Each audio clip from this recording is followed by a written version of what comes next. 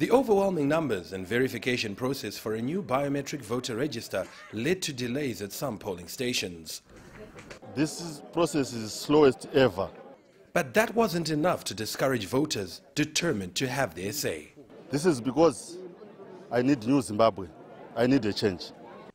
Monitors are looking into the delays as well as other isolated challenges that were reported during a largely smooth process. We have to check whether it is a single example or it was a pattern which might have influence on the result of the elections, or as well as was talked about bribery. But this is all not verified, and therefore we have to check that, so that is not part of a final estimation. But overall, I must say, people wanted to vote. They were in a good mood to vote in the most cases, and that makes me optimistic. The EU is expected to issue its preliminary findings in 2 days. Zimbabwe's Electoral Commission has reported 2 presidential candidates for breach of electoral laws. On 29 July 2018, at least 2 of the presidential candidates gave statements which were published in the news media which might be interpreted as campaigning. These matters have been referred to the attention of the police for investigation as to whether or not the Electoral Act and/or the Electoral Code of Conduct may have been violated.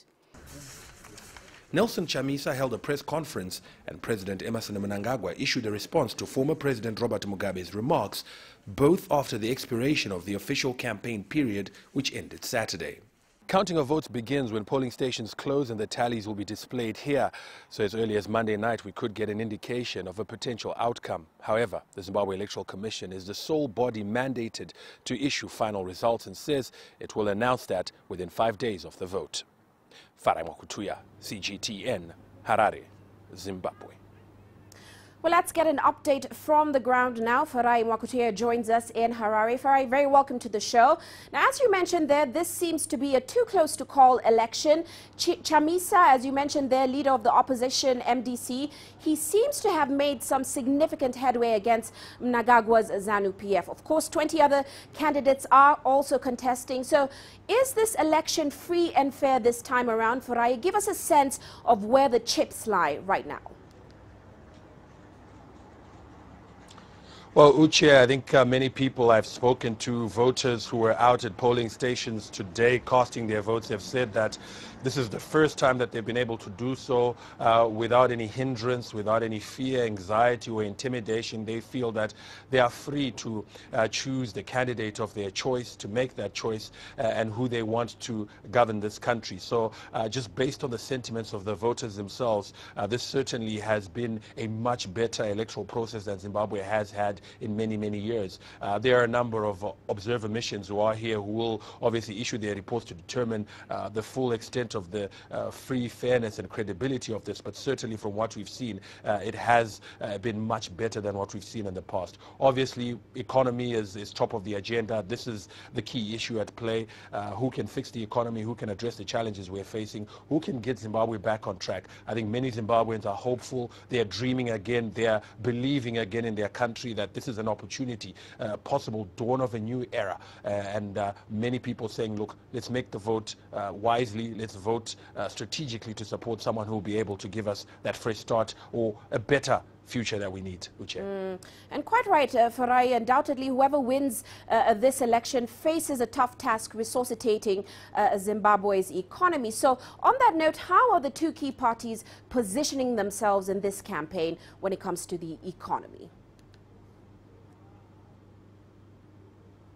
Well, the ruling ZANU-PF has said, look, we've turned over a new leaf from the past where former President Robert Mugabe was in charge. We have opened ourselves up to foreign investment. We have repealed laws that disincentivized foreign capital. Here we are looking to mend bridges with some of the countries that we had frosty relations with, and we're seeking partnerships with the West, with the East, with as many international partners as we can. And, you know, ZANU-PF will point to the fact that since since President Emmerson Mnangagwa took office in November, we've seen a change in sentiment towards Zimbabwe. There is increased interest here. There have been countless numbers of business delegations and investor delegations that have come here. They've pledged over $15 billion in investment. And so ZANU-PF is saying, you know, give us a fresh mandate going forward and we'll do more of the same.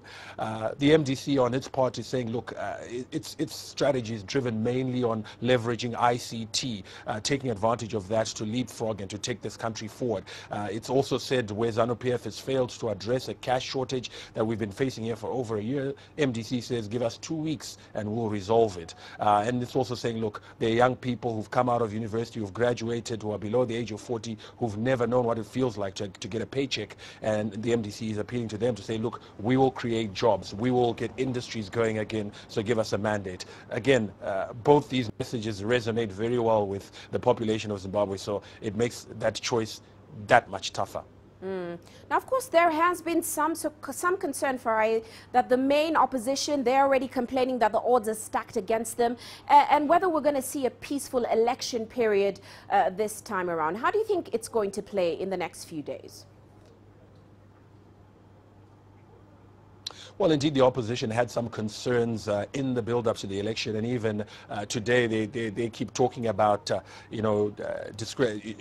for instance, today on election day, there were a number of delays, largely because of the sheer volume of the people who came to vote, but also because the process of verification under a biometric voter registration system has been a bit longer than people have been used to experiencing, and so people were in queues for much longer. Some of the polling stations have had to extend their hours because of that. Now, the MDC is saying, look, this is a ploy to try and discourage people, to get them frustrated so they won't vote. So the opposition feels that the playing field is not level, or certainly not level as level as it would have liked it to be, but it still says despite that it will win the election, and so we wait to see if indeed they'll be able to do that. In terms of peace going forward, I think the opposition MDC has said that if they feel aggrieved, they will pursue the legal channels, which is the channel that is available to them, but they'll also stage peaceful protests, as we've seen them do in the build-up to the election, where they held 2 very peaceful protests, marching on ZEC to make demands for those electoral reforms, which didn't take place. Uche. Now, Farai, looking at the cards and how they're currently laid out, what are your thoughts on who's likely to win this election? Oh, Uche, that's a tough question, and as I said, it's very difficult to make a choice. When you are in Harare, when you speak to urban dwellers, when you speak to young people here, graduates, even the elderly, young people have said we want jobs. We've never worked. We are qualified, we're educated, we want jobs, we haven't been given that opportunity. Many of them blame the ZANU-PF government for those failures. The elderly are also saying, look, we have children and grandchildren who can't fulfill their dreams. We educated them, can't fulfill their dreams. And again, they also blame, the ruling ZANU-PF. But when you go to the rural areas, ZANU-PF still commands a lot of respect there. Its policies of land reform, its policies of supporting these newly settled farmers through inputs, amongst others. Command agriculture. It's increased the prices of cash crops like tobacco and cotton, which are grown by a large number of smallholder farmers in the rural areas. That's also something that has really won over that vote. And so ZANU-PF is very strong in those rural strongholds. ZANU-PF also strong in the urban areas, and particularly with the business community, who've been starved of capital, who've been starved of opportunities to do business with the international community. And the talk that President Emmerson Mnangagwa has been making, the overtures he's been making to the international community, are something that the business community and private sector here are saying, this is a progressive step forward. Indeed, this is an opportunity for us, and so it's difficult to say who will take this. And I think we're in a very nail-biting situation now, because vote counting is underway, and I'm sure everyone will be expectantly waiting up to see which way this goes, Uche. Well, as always, Farai, many thanks for your insights there. Farai Mwakutuya joining us there in Harare.